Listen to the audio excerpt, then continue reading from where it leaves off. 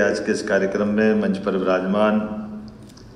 हम सबके सुपरिचित भारत सरकार के पूर्व मंत्री माननीय सुरेश पचौरी जी, इस अवसर पर अभी माननीय राजेंद्र जी भाई साहब ने विस्तार से बात कही और आप वास्तव में चिंतक, मनीषी,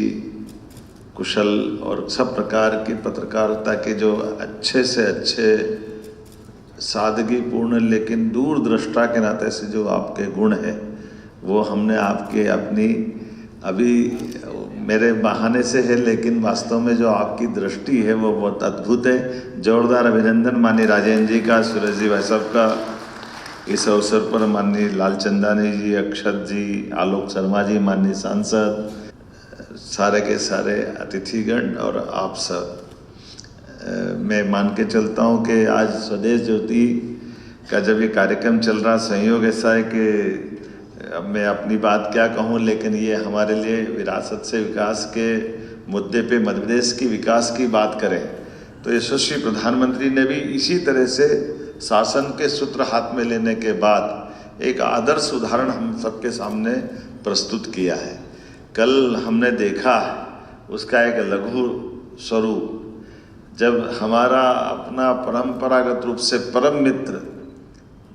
रसिया के माननीय पुतिन जी आए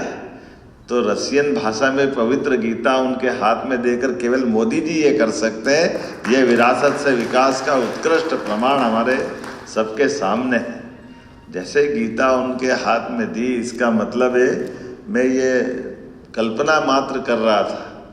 कि ये गीता अगर मोदी जी के हाथ से पुतिन जी के हाथ में गई, दोनों की अपनी अपनी भूमिका देखो, उस भूमिका के माध्यम से हमको हमारी विरासत पे भी गर्व है और विकास की दृष्टि भी स्पष्ट है। ये अपने आप देश की दृष्टि से दिखाई देता है। सौभाग्य की बात है,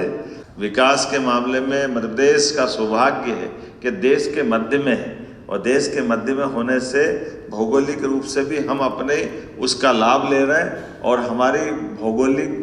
जो विरासत है मध्य प्रदेश की वो भी पर्याप्त लैंड बैंक है। शहर,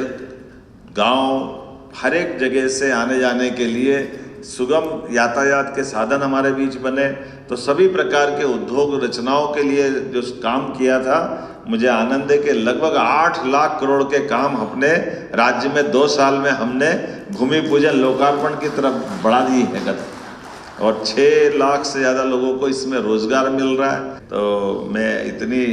शुभकामना देना चाहता हूँ कि स्वदेश और ज्योति, माननीय राजेंद्र जी भाई साहब का बहुत लंबा अनुभव है। स्वदेश को आपने पहचान देने में एक अपनी साफ सुथरी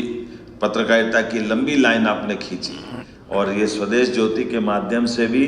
आज के इस दौर में इसी मार्ग पे चलने वाले लोगों की कमी है, लेकिन आपके माध्यम से आपने ये अलग जगाया है। हम और आप सब मिल करके